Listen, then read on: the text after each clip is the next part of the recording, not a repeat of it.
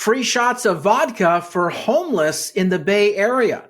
Plus, government takes away the essentials from you and me because they don't want to deal with the homeless epidemic. All that and more coming up on this episode of Reform California.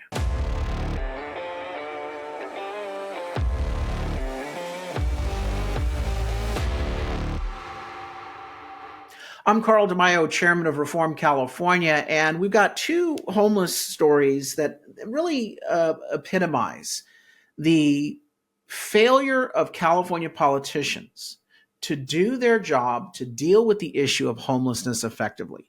Although these two stories are just the tip of the iceberg, we all have seen $24 billion of taxpayer money spent since 2018 on the issue of homelessness in California, a record sum. We spend more in California per capita, more per homeless person than any other state in the nation, and yet we have the worst results. We've got 12% of the nation's population, but more than 50% of the nation's unsheltered homeless population in our state. Something is terribly wrong. And these two stories I'm about to share with you are indicative of what's wrong. It is a mindset of not wanting to actually deal with the root causes of homelessness. Here's the first one. Vodka shots for homeless people at taxpayers' expense. So some of that $24 billion that we're wasting is going to exacerbate the issues of substance abuse in these homeless individuals. And you and I both know homelessness is not a housing issue. It's not an employment issue. All the nationwide stats show that homelessness is mental health and substance abuse. 80% of chronic homeless individuals are suffering from mental health and substance abuse problems. Homeless people, when given the option of a cot, a shelter bed, more than 60% of them turn that offer away. We have empty beds in every city, in shelters in every city of the state of California, empty beds every single night of the year. But homeless people want to stay on the streets because they're mentally ill. They're addicted to substances. And street living is basically the psychosis that they exist under. And so into that problem of mental health and substance abuse, San Francisco politicians think it's a great idea to give homeless people vodka shots. I mean, you have inmates running the asylum in San Francisco.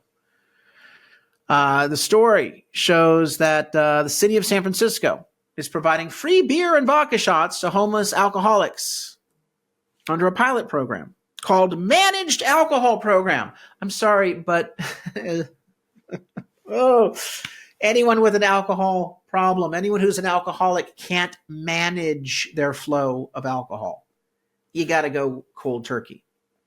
This program is operated by San Francisco's Department of Public Health, and it gives out alcohol to participants who say, yeah, they are addicts. And they want to give the alcohol to these people because they're trying to get these people to come indoors. Come indoors, I'll give you a shot of vodka. How about we simply do what all the other 49 states do? Enforce the law. You don't need to give them alcohol or drugs, because drugs will be next, or freebies, motel vouchers. You need to enforce the damn law like any other civilized society. Though I don't think we're civilized anymore in California. And I think the record of failure and crime and grime that we're having to live under in the state shows that. But no, instead of enforcing the law, they treat these homeless people like worthy negotiating partners. We have to negotiate with you. We can't tell you to follow the law. We can't impose rules on you. We must make it your choice. Here, have some alcohol or drugs or whatever. The California Healthcare Foundation, which is a left-wing government-funded group, says, quote, established in countries like Canada and Australia, a managed alcohol program is usually administered by a nurse and trained support staff in a facility such as a homeless shelter or transitional or permanent home. Permanent home, that's the only time you see the word permanent home is here in California, where they've socialized housing, because they think that there is a obligation for you, the taxpayer, to permanently subsidize and pay for the house of some other person. No one will ever be independent ever again, and that's by design. Experts say the program can save lives. Now, you want to save a life? You have to have tough love, compassion, but accountability. And in California, we prohibit homeless providers who receive government funding from enforcing clean, sane, and sober living rules. They cannot require that a homeless person participate in a mental health program. They cannot require that a homeless person not use drugs or do substance abuse counseling. It's fun and fancy free, no rules at all. And that is why we have a record number of homeless. They know in California, nobody's going to require them to change their bad habits and to break the cycle of dependency. And this program is offensive on so many levels. Here's another way that they've decided to punish you for the problem of homeless. Quote, Oakland locals blame homeless encampment for city removing traffic lights to stop copper thieves. So basically, the homeless individuals have decided to stop just going after smash and grabs in terms of stores. And they've decided to steal copper. These are smart homeless people, very ingenious. They're stealing copper because they can sell it as a commodity, copper wires from traffic lights. So the traffic light then doesn't work anymore. And this story here says, quote, Oakland attempted to thwart criminals tampering with its electrical boxes by placing cement barriers over them, but to no avail. Again, those homeless people seem to be able to break through cement somehow. So now the city has taken to removing the traffic lights at busy intersections, replacing them with stop signs. You know what? This is akin to the government saying, there are bank robbers out there, so we must ban banks. There are stores that are being ransacked and vandalized and burglarized, so we must ban the stores. No outlet malls for you. Well, in essence, the market's doing that for us by fleeing the state, closing their stores. But you see, government has decided that because they don't want to actually fix the problem and enforce the law, that you get to do without. You get to have the inconvenience and the lack of safety of having a traffic light either not be on and functional when you need it, or it being removed, and you have the inconvenience of everybody having to stop at a stop sign and the flow of traffic absolutely grinding to a halt. Because God forbid we actually deal with the hobo stealing the copper wires.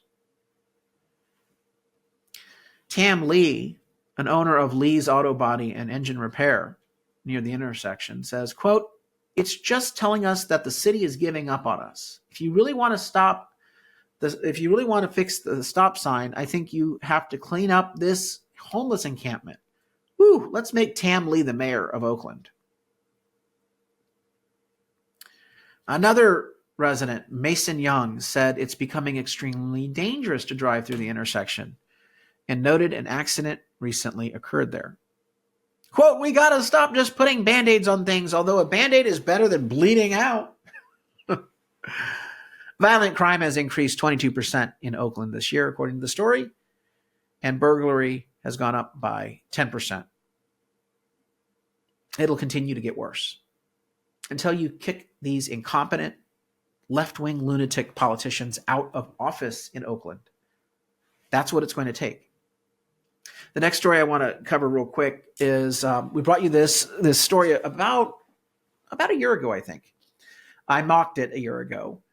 It was Governor Gavin Newsom made a bunch of hullabaloo about a hate crime hotline that he wanted to set up in the state.